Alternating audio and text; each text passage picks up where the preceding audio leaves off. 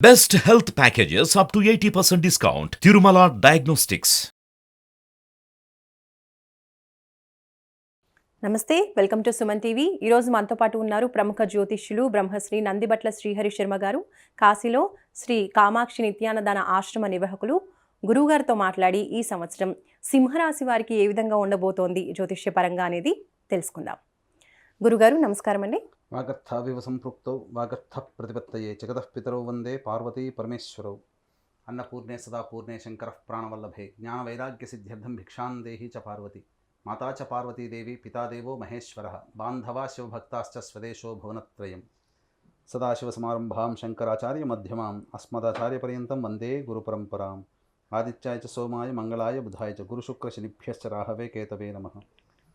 శృంగేరి జగద్గురు పీఠాధిపతులు శ్రీ శ్రీ శ్రీ భారతీ తీర్థ మహాస్వాముల వారికి, శ్రీ శ్రీ శ్రీ విధుశేఖర భారతీ తీర్థ మహాస్వాముల వారికి, కంచికామకోటి పీఠాధిపతులు శ్రీ శ్రీ శ్రీ విజేంద్ర సరస్వతి మహాస్వాముల వారికి ప్రణామములు తెలియజేసుకుంటూ కార్యక్రమాన్ని ప్రారంభిద్దాం. గురుగారు 2024 సంవత్సరంలో సింహరాశి వారికి చక్కగా అనుకున్న పనులన్నీ అనుకూలించడానికి వాళ్ళు జ్యోతిష్య పరంగా ఎటువంటి జాగ్రత్తలు తీసుకోవాలి, ఎటువంటి పరిహారాలు పాటించాలి, అసలు ఈ సంవత్సరం అనేది సింహరాశి వారికి ఏ విధంగా ఉండబోతోంది? వీక్షించేటువంటి సుమన్ టీవీ ప్రేక్షకులకి ముందుగా 2024 సంవత్సరం ఆంగ్ల నూతన సంవత్సర శుభాకాంక్షలు తెలియజేసుకుంటూ ఈ సంవత్సరం సింహరాశి వారికి ఎలా ఉంటుంది అనేటువంటి విషయాల్ని, అనగా ఏ విధంగా జీవితంలో మంచి జరుగుతుంది, చెడు ఏ విధంగా జరుగుతుంది అనేటువంటి విషయాల్ని మనం తెలియజేసుకుంటూ కార్యక్రమాన్ని ప్రారంభిద్దాం.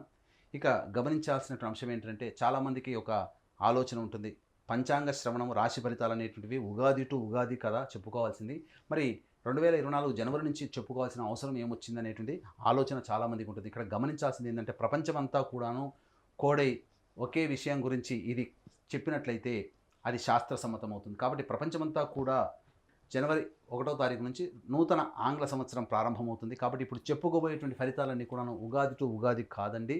మనం చెప్పుకునేటువంటి ఫలితాలు జనవరి 1వ తారీఖు నుంచి డిసెంబర్ 31వ తారీఖు వరకు ఉన్నటువంటి గ్రహాల యొక్క సంచారాన్ని దృష్టిలో పెట్టుకొని శుభ అశుభ ఫలితాలు సింహరాశి వారికి ఏ విధంగా ఉంటాయో తెలియజేసుకుందాం. ముందుగా నవగ్రహాలలో దీర్ఘకాలిక గ్రహాలైనటువంటి గ్రహాలు గురువు, శని, రాహువు, కేతులు.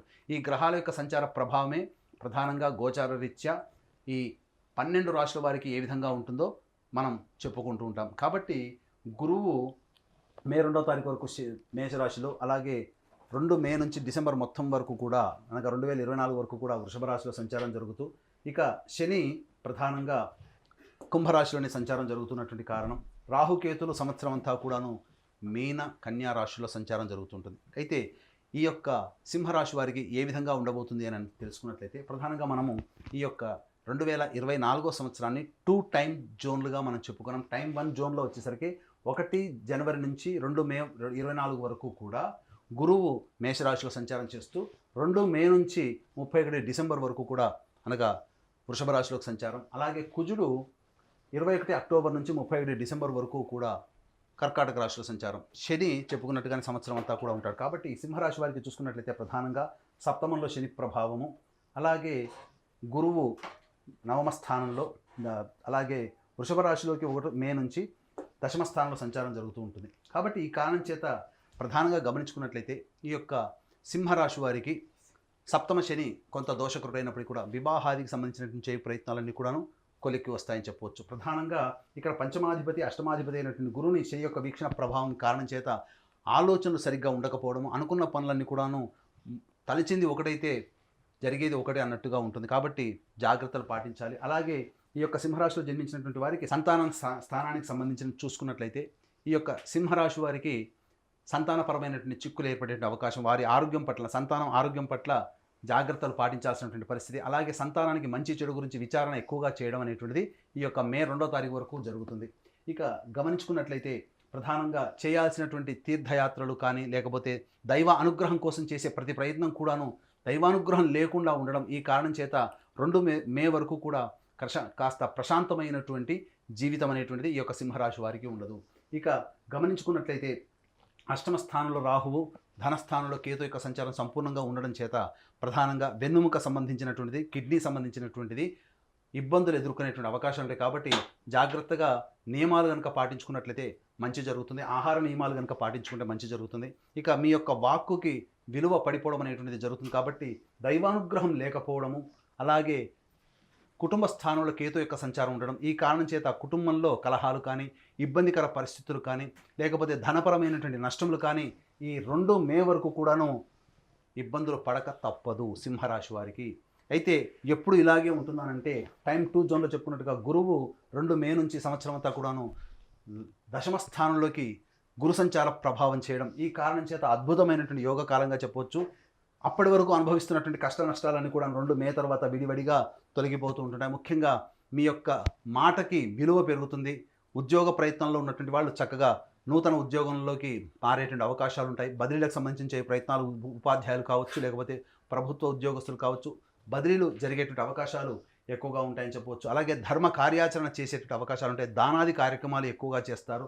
అలాగే గమనించుకున్నట్లయితే ఈ యొక్క గురువు యొక్క వీక్షణ అప్పటి వరకు ధనపరమైనటువంటి ఇబ్బందులతో ఉన్నటువంటి వారికి ఈ యొక్క 2 మే తర్వాత సంవత్సరం అంతా కూడాను ధనపరమైనటువంటి చిక్కులు తొలగిపోతాయి. నూతన రాబడి పెరుగుతుంది.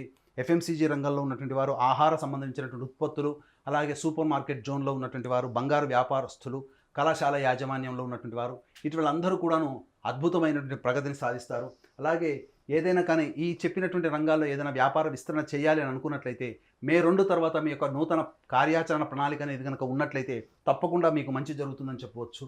ఇక ఈ యొక్క సంచార ప్రభావం, ఈ యొక్క గురువు శని యొక్క ప్రభావం నుంచి బయటపడడం సింహరాశి వారికి అత్యంత అనుకూలమైనటువంటి యోగకాలంగా చెప్పవచ్చు. అయితే ఇక్కడ ప్రధానంగా శని వివాహ స్థానంలో నుండి యోగిస్తున్నప్పటికీ వివాహ ప్రయత్నాల్లో ఈ సంవత్సరం ఆశించిన మేర శుభ ఫలితాలు పొందుతారు. సింహరాశి వారికి చక్కటి జీవిత భాగస్వామి లభించేటువంటి అవకాశం ఉంటుంది. కాబట్టి మే 2 నుంచి 21 అక్టోబర్ వరకు కూడా, అనగా ఈ సంవత్సరం అంతా కూడా వివాహం చేసుకోదలిస్తే 21 అక్టోబర్ లోపల మీకు వివాహ ప్రయత్నాలు చేసుకుంటే అన్ని రకాలుగా యోగదాయకంగా ఉంటుందని చెప్పవచ్చు. కర్కాటక రాశికి సింహరాశికి యోగకరుడైనటువంటి కుజుని యొక్క ప్రభావము 21 అక్టోబర్ నుంచి శని మీద ఉండడం, ఈ కారణం చేత జీవిత భాగస్వాముల మధ్య కావచ్చు, భాగస్వామ్యంతో కూడుకున్నటువంటి వ్యాపార సంస్థల్లో ఉన్నటువంటి భాగస్వాముల మధ్య కావచ్చు, కొన్ని పొరపచ్చాలు విభేదాలు తలెత్తే అవకాశం ఉంది. కాబట్టి 20 అక్టోబర్ నుంచి చేస్తున్నటువంటి వృత్తి వ్యాపార ఉద్యోగాల్లో మరియు కుటుంబ జీవితంలో జాగ్రత్తలు పాటించండి, సంయమనం పాటించాలి. అన్ని విషయాల పట్ల కాస్త ఓపికతో ఉన్నట్లయితే 21 అక్టోబర్ నుంచి ఆ 2.5 నెలల పాటు కాస్త ఓపికతో ఉన్నట్లయితే మంచి జరుగుతుంది. అలాగే ఈ యొక్క సింహరాశిలో జన్మించినటువంటి సినిమా ఇండస్ట్రీలో ఉన్నటువంటి పనిచేసేటువంటి వాళ్ళందరికీ కూడాను మే 2 వరకు కాస్త గడ్డు కాలం, తదనంతరం జీవితంలో అద్భుతమైనటువంటి ప్రగతి. అలాగే విదేశీ యానానికి, విదేశీ ప్రయత్నానికి సంబంధించే ప్రయత్నాలన్నీ కూడాను ఖచ్చితంగా 21 అక్టోబర్ తర్వాత విదేశీ విద్యను అభ్యసించడానికి అనుకూలమైనటువంటి కాలంగా చెప్పవచ్చు. అలాగే రియల్ ఎస్టేట్ రంగంలో ఉన్నటువంటి వారికి మే 2 వరకు కాస్త ఆ జాగ్రత్తలు పాటించాల్సినటువంటి పరిస్థితి.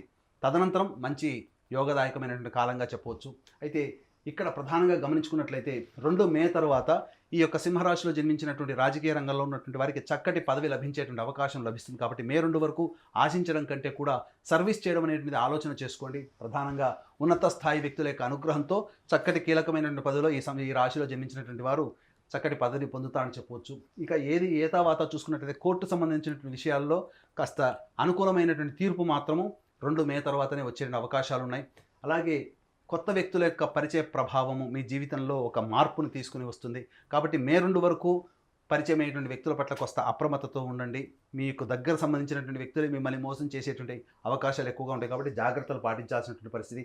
తర్వాత చెప్పొచ్చేదంటే 2 మే తర్వాత సింహరాశి వారికి అనుకూలమైనటువంటి సమయం, అత్యద్భుతంగా ఉండేటువంటి సమయం 21 అక్టోబర్ నుంచి డిసెంబర్ వరకు కూడా. కాబట్టి అన్ని రకాలుగా ముందడుగు వేస్తూ దైవానుగ్రహాన్ని పొందే ప్రయత్నం చేసుకుంటూ ఆరోగ్యాన్ని పరిరక్షించుకుంటూ ఉన్నట్లయితే మంచి జరిగేటువంటి అవకాశాలు ఉన్నాయి. కాబట్టి సింహరాశి వారికి మే 2 వరకు కూడాను డైట్ కంట్రోల్లో ఉన్నట్లయితే ఒబేసిటీ, అనగా ఎక్కువ శరీర బరువు పెరగడం అనేటువంటిది జరిగేటువంటి అవకాశం ఉంది. కాబట్టి జాగ్రత్తలు పాటించడం 2 మే వరకు కూడా. తదనంతరం చక్కటి జీవితాన్ని పొందుతారు. ఏది ఏమైనప్పటికీ కూడా ఆరోగ్యం పట్ల శ్రద్ధ వహించడం, కాలానికి అనుగుణంగా నిర్ణయాలు తీసుకోవడం, చెప్పినటువంటి సమయంలో ప్రధానమైన నిర్ణయాలు తీసుకొని ముందడుగు వేసినట్లయితే సింహరాశి వారికి ఆనందకరమైన జీవితాన్ని పొందుతారని చెప్పవచ్చు. మరి గురుగారు, సింహరాశి వారికి పరిస్థితులు అనుకూలంగా ఉండడం కోసం చేయవలసిన దైవారాధన గురించి తెలియజేయండి. సింహరాశి వారు ప్రధానంగా దేవతారాధనలో ప్రతిరోజు సూర్యుడికి నమస్కారం, సూర్యాష్టకం 6 సార్లు పారాయణం చేయడం, అలాగే ఏ సమస్య వచ్చినప్పటికీ కూడా ఆ సమస్య పరిష్కారం కావాలి అనుకున్నప్పుడు ప్రతిరోజు సంధ్యా సమయం, అనగా వెలుతురు వెళ్ళిపోయి చీకటికి పడడానికంటే ముందు మధ్య ఉన్నటువంటి కాలం, అనగా నక్షత్రాలు లేనటువంటి కాలంలో తులసి చెట్టు దగ్గర ఆవునేతితో దీపారాధన చేసి విష్ణు సహస్రనామాల పారాయణం కనుక 27 రోజుల పాటు చేయండి. తప్పకుండా నెల రోజుల్లో మీరు అనుకున్నటువంటి సంకల్పం నెరవేరుతుందని చెప్పవచ్చు. మరి గురుగారు సింహరాశి వారికి అదృష్ట సంఖ్య, అదృష్ట వారం ఏంటో చెప్పండి. సింహరాశి వారికి అదృష్ట సంఖ్య 1, 9. అదృష్ట వారము మంగళవారము, గురువారము. అలాగే ఇక్కడ గమనించాల్సిన అంశం ఏంటంటే ప్రతి వ్యక్తి కూడాను అనుకున్నటువంటి సంకల్పం నెరవేర్చుకోవాలనేటువంటిది కొత్త సంవత్సరంలో చాలామంది నిర్ణయాలు తీసుకుంటారు. కాబట్టి కొత్త సంవత్సరంలో తీసుకున్నటువంటి నిర్ణయాలు త్వరితగతిన పూర్తి అయిపోయి మనం ఆనందంగా జీవించాలంటే మన యొక్క ఆత్మవిశ్వాసము, మన స్వయం కృషి, మన నిజాయితీతో చేసేటువంటి ప్రతి ప్రయత్నంతో పాటు రవ్వంత దేవతానుగ్రహం కూడా కావాలి. కాబట్టి ఈ దేవతానుగ్రహం లభించాలి అందరికీ అనేటువంటి ఉద్దేశంతో మా పీఠం ఆధ్వర్యంలో ప్రతి నెల 21 రోజుల పాటు సంకల్ప సిద్ధి హోమాలు అనేటువంటివి జరుగుతాయి. అలాగే తండ్రి వైపు 7 తరాలు, తల్లి వైపు 4 తరాల్లో ఏవైనా దుర్మరణాలున్నా, అనగా road accident, fire accident, suicide attempt, నదిలో బావిలో పడి చనిపోవడం, ఇంట్లోంచి వెళ్ళిపోవడం, లివర్ ఫెయిలే, కిడ్నీ ఫెయిలే, క్యాన్సర్తో చనిపోవడం, 60 సంవత్సరాల లోపల ఏ విధంగా చనిపోయినా, పిండ ప్రదానాలు చేయలేకపోయినా, కులాంతర మతాంతర వివాహాలు కుటుంబంలో జరిగినా దానిని పితృదోషము లేదా పితృశాపము అని అంటారు. కాబట్టి అట్టి పితృదోషము లేదా పితృశాప నివారణకి మా పీఠం ఆధ్వర్యంలో నిజాయితీగా సశాస్త్రీయంగా పితృదోష నివారణ కార్యక్రమాలు జరిపించడం జరుగుతుంది. అలాగే మా యొక్క పీఠం ఆధ్వర్యంలో కాశీక్షేత్రంలో మా సొంత భవనం శ్రీ కామాక్షి నిత్యాన్నదాన ఆశ్రమంలో కాశీలో ప్రతినిత్యం అన్నదానం జరుగుతూ ఉంటుంది. మీ పుట్టినరోజున కానీ, మీ పెళ్లి రోజున కానీ మీ యొక్క సంతోషాన్ని మీ కుటుంబ సభ్యులతో పాటు కాశీలో ఉన్నటువంటి శివబంధులతో కూడా పంచుకోదలిస్తే అన్నదాన కార్యక్రమం మీరు చేయవచ్చు. కాబట్టి అన్నదాన కార్యక్రమానికి సంబంధించిన వివరాలు కార్యక్రమం తదనంతరం కాంటాక్ట్ చేసి పూర్తి వివరాలు తెలుసుకోవచ్చు. ధన్యవాదాలు గురుగారు. సర్వం శ్రీ ఉమామహేశ్వర పరబ్రహ్మార్పణమస్తు.